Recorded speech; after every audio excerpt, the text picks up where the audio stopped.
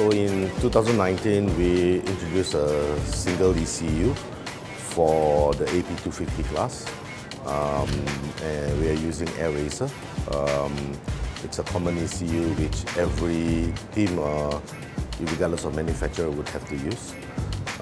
The concept of having a single ECU has been mooted among us for maybe 2 or 3 years, but it was important to get a good supplier who could provide the technology that the teams require. Among one of the things with us able to utilize a single ECU is the data we are able to collect from all the bikes.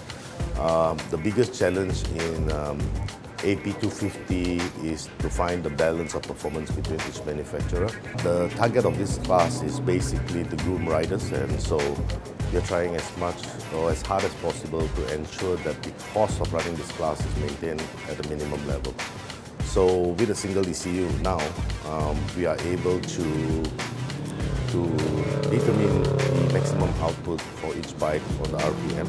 So we've set a maximum limit for each manufacturer based on their performances.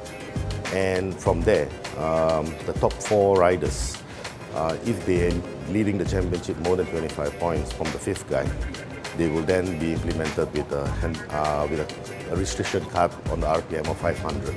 So at this moment, Yamaha is running a 14,900 RPM, Kawasaki is 14,750, and Honda is 14,600. This is the maximum output of their bikes at the moment, and any cuts will come from that maximum limit. So after Australia, we've had already, in race 1, we had Fadlis receive a cut, and after race 2, Kyoshi now has also cut as well. So both the Kawasaki Manotech riders will start with a 500 RPM cut from Buriram onwards. ECU has become the heart of the bike, and it's very important for us to ensure the balance of performance is fair for everybody by having a common ECU.